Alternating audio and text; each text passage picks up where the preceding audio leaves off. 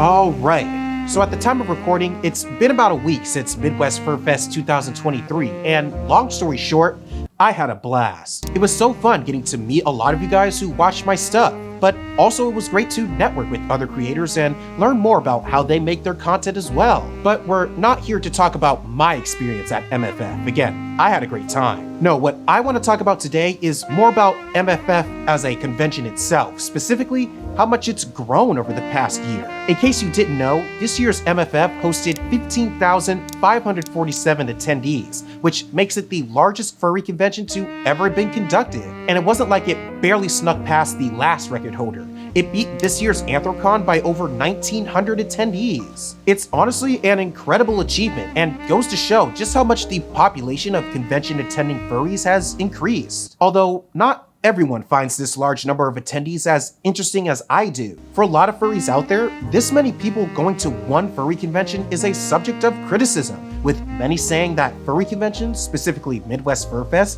have gotten too big. And it's that statement, MFF has gotten too big, is what I want to explore today. Is it true that Midest FurFest has gotten too big?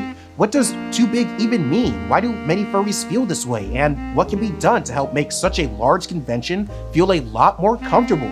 Now, let's start by putting Midest FurFest into the context of the overall furry convention landscape. When looking at strict attendance numbers, furry conventions are actually pretty top-heavy. They are dominated by what I like to call the Big Three conventions: Furry Week in Atlanta, Anthrocon, and Midest FurFest. And I call them the Big Three because each of them now gets over 10,000 attendees each year and have seen the largest acceleration of growth as well. The rest of the furry convention landscape, including ones all over the world, all have attendance numbers that fall anywhere between 2,500 and 5,500 attendees. So I think it's fair to say that the average furry convention will have that amount of people attending, with anything more than that being considered a larger convention. This, of course, really makes the Big Three stand out. And of the Big Three furry conventions, Midest FurFest is the one that people have the most opinions about, for good reason. Again, MFF is the largest of the Big Three, and even before the pandemic shakeup, it has been constantly leapfrogging Anthrocon as the most attended furry convention on this planet. And of course, these opinions of the con have such a wide range, but again, I want to focus on the ones where the population of the con is a cause of concern. Because especially over the last 5 years or so, the complaints have gone from anecdotal noise to bringing up legitimate concerns for the consequences of bringing that many furries this close together. Now, if we actually look at Midest FurFest in the context of all conventions ever, MFF actually isn't really all that big. There are much larger conventions that happen all around the world, and 15,500 might be the number of people who register in one day for a con, much less the entire population of attendees during a weekend. But for the furry fandom, as we just discussed, anything over 10,000 attendees is a pretty large con, and there are definitely some pros and cons for gathering this many people from the fandom in one spot for an entire weekend. As far as the pros goes, what comes with more people is simply more stuff to do. If you like panels at cons, each day is filled with them, meaning you'll always have a chance to do something with your time at a convention. Also, with more people comes more chances to meet and make new friends, which leads to other activities like being invited to room parties or just things like grabbing food with a group of friends. If you're a dealer, the largest furry convention also translates to your largest addressable in-person market, and that was definitely proved by the massive dealer's den this year. Now, I do want to stress that this wasn't perfect either. We can have a discussion about the resellers that took up space from other fandom makers, but that's a topic for another day. Long story short, a large con like that usually gives the best opportunity to meet people whom you might have only known online, making it a very special place for those individuals to meet and hang out in person. That being said, that's not the only thing that happens when you bring more people together. When you add more people to any space, the chances of something going wrong increases as well, and MFF has quite a reputation for things going wrong. Not so much with the convention itself, but with the people attending.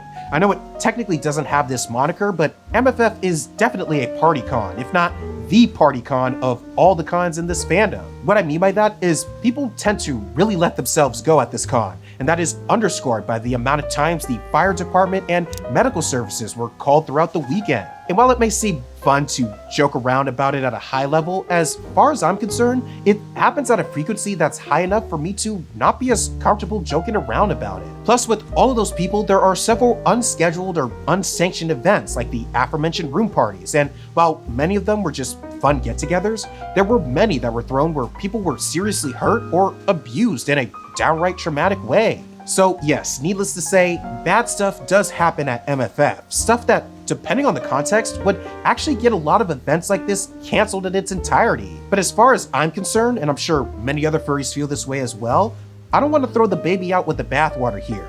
For everything that went wrong, I also saw an equal amount of people having the time of their lives, making new friends, enjoying the dances, heck, even accepting marriage proposals. Long story short, MFF is a combination of great extremes, and its growth shows no signs in stopping, especially with the influx of new furries that are just joining the fandom recently. So that begs the question, what can be done to keep as much of the good parts of MFF as possible while mitigating the possibility of bad stuff from even happening? Well, let's start by looking at one of the options that has the largest backing in public discourse. MFF should just move. I mean, it's simple enough. The idea is that MFF has outgrown its space, and just moving all those people to a bigger space will help calm things down a bit, right? Well, I hate to be the bearer of bad news, but there's a couple of things wrong with that sentiment. First of all, if we're technically speaking, MFF has not outgrown its space. In fact, it has some room to grow there. Anime Central, a 3-day anime convention that is held in May at the same location, the Donald E. Stevens Convention Center and the Hyatt Regency O'Hare, had over 33,000 attendees this year, which is more than double than MFF's attendance in the same location. So from an argument simply based in square footage, no, MFF has not outgrown its space, quite the opposite in fact. And you know what, let's say it has. Where exactly is it going to move to?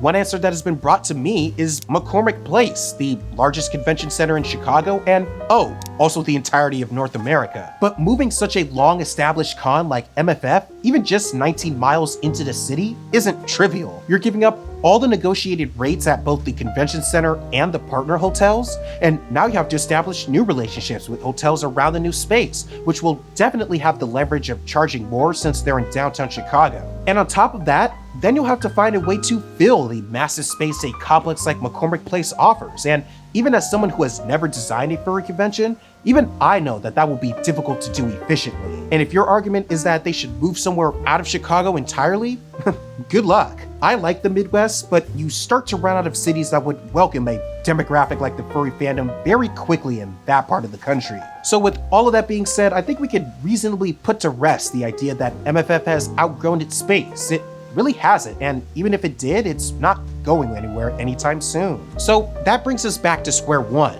What can be done to help make MFF a much more comfortable and safer experience for those who want to attend? Well, there are a lot of little things that can probably be adjusted to help account for the number of attendees, and a lot of that feedback is already being put into place. Despite still having to wait a decent amount of time, I was actually satisfied with how the elevators were moderated at the Hyatt Regency, and despite 2 of them breaking, the others were handled probably as best as they could have been. But bringing things back up to the high level, the biggest thing that I think MFF could do to help manage such a large con is to simply embrace it better. Like I alluded to earlier, I think MFF's growth is a compliment and should be celebrated. But that also should mean that this con should be handled a little differently than some of the smaller ones, which is every other one. As far as I'm concerned, that can be done in quick and easy ways, like highlighting the pros of having such a large number of attendees and really focusing on the point that you don't have to do a lot of work to find something to do or a group to hang out with. But along with that, there are some more structural ways to help use that space that MFF has a little bit more efficiently. I think one of the reasons why MFF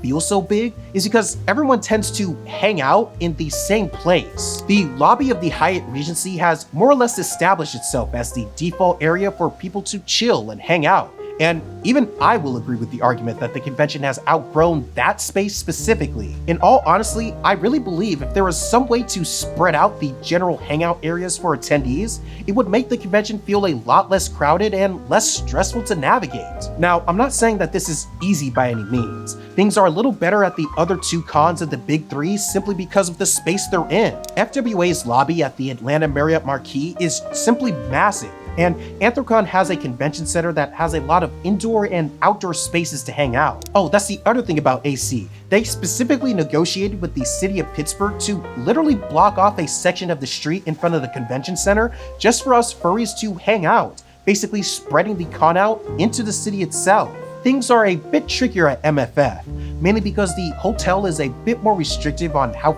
far attendees can spill outside into the street in front of it, and the convention center is just far enough to where it's still a decent walk to get to the hotel and back. Oh, and that's not even mentioning it's usually freezing and windy during MFF, making going outside a chore in the first place. This year was actually quite the exception to that rule, but again, most people stuck with what they knew and hung out in the lobby of the Hyatt Regency. If there was some way to strategically spread people into other levels of the Hyatt, for example, without sacrificing spaces like the Quiet Room or the Gaming Center, or even try to set up another zone in the convention center for people to hang out at all times throughout the weekend, I think that would do a lot with alleviating a lot of the compactness that MFF feels like it has. And then there's the issue of dealing with bad stuff that happens at room parties or other things that happen outside of the actual convention track, which is a much harder aspect to wrangle with. I really don't want to advocate for a division to be set up that constantly monitors floors or rooms to make sure that everyone is behaving themselves.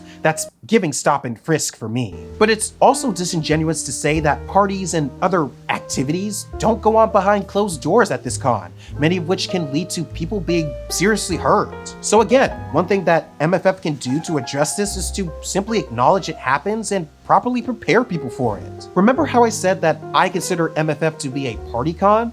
Well, the reason why I feel that way is because I went to a university that was considered a party school, and I see many parallels between what happens at parties at schools like that to what's been happening at MFF, both good and bad. But one thing my school did really well was inform people about how to party responsibly and what precautions to take to ensure that you are safe while you party as well. Many things like this were addressed, like the importance of only hosting parties where you know or at least can vet everyone attending, never leaving your drink unattended, and having a buddy that could tell you when you've had too much to drink. All of this information was hammered into me constantly while I lived on campus, and I think MFF should really take the time to do the same. Has been there and done that. I really think a lot of furries have never experienced an environment like that anywhere else and don't have any experience or prior training to pull from when presented with a similar party scene. And I do want to stress, I'm not trying to victim blame here. Quite the opposite, in fact. If people were aware of the things that they could do to help have a safer but still fun party environment, that alone would help cut down on some of the unfortunate endings to many people's parties at this convention. And it doesn't have to be anything too crazy either. Just a series of tweets before the con starts on how to party responsibly for anyone to quickly reference will definitely be helpful to everyone who goes. And I'm sure I'm just scratching the surface here, and there are a lot of smaller but impactful things that can be done to help make MFF a more comfortable experience for its large number of attendees. But I also feel like I've gone long enough, and I'm just a couple of character stills away from this turning into a full rant Sona video. But I have so much to say about this because this is an area of passion for me. I love furry conventions and specifically love larger ones, and while MFF isn't my true favorite, its place in the fandom as a whole is so culturally important that I'm willing to go to bat for it. And sure, I'm just one person and can only provide my perspective, and honestly, a large con like this simply isn't for everyone. Thankfully, in this fandom, we do have a variety of conventions to choose from, and it's perfectly okay to simply not want to go to MFF for any reason. And while there are still cons that I will personally recommend over it, I still think experience the chaoticness of Midest FurFest at least once is a worthwhile venture. You could go ahead and put me on the record saying that it's an awesome convention, but as we've come to see, it's dealing with some growing pains. But instead of shying away from them, I think that is something to take pride in, and even if that sentiment isn't shared, it is still their responsibility to deal with the growing pains of such a large convention. From setting up more places for people to hang out to informing people on how to party safely, there are many ways to make MFF not just the biggest con in the furry fandom, but potentially the best con in the furry fandom. Alright, that's been it. Thank you for watching. I'll catch you in the next one, but until then, stay wild out there. Peace.